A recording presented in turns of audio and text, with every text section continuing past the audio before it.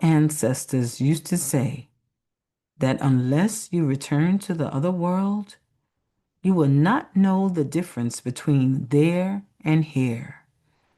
You now know where you were before becoming part of this family of people.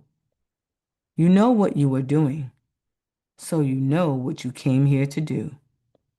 You know how good you were at doing things, so know how thorough you must be in trying to help others here. No one must tell anyone else where he went, what he saw, or what happened until the initiation is all over. This information is for you alone. It belongs to you.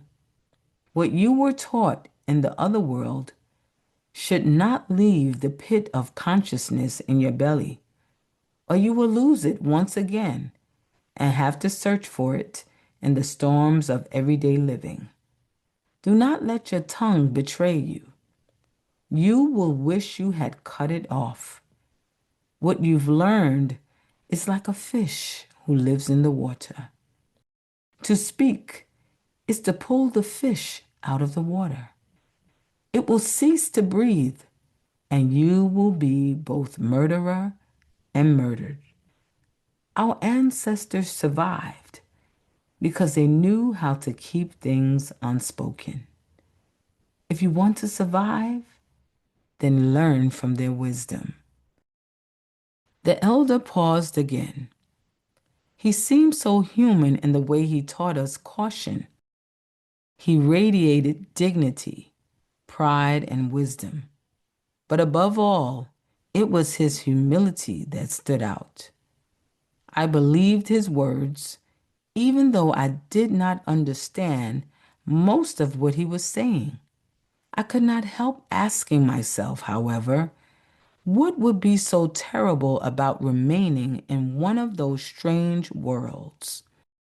I knew from personal experience that each time I had gone somewhere unearthly, I had experienced sadness at the end of the journey, as if to return were to disconnect myself from something fundamental, something much more meaningful than the meaninglessness of the world here.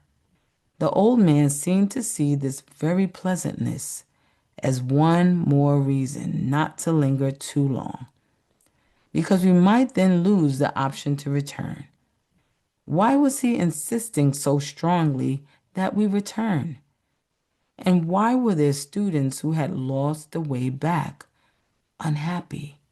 Although up to this point, we had left our bodies behind each time we had traveled interdimensionally. I knew that the experience we had just completed was meant to be a preparation for taking our bodies with us. I had traveled far in a body that was but a shadow of my real body, and I had returned. In the course of these journeys, I didn't feel any difference than I felt in the body I inhabited now. I slept badly that night. My consciousness was populated by a crowd of images. The green lady came back and spoke briefly to me again. She had news from some friends. She held a bundle of herbs in her green hand. "This will be your first medicine," she said. The eyes also appeared again. This time I was able to understand the message behind the blinking. They were no threat to me. They just wanted to talk. I winked my own eyes in response. When morning came, I still felt the same way I had when I went to bed. My body didn't feel rested at all, but I couldn't tell whether I was merely tired or suffering from stress. The other students seemed in no better shape.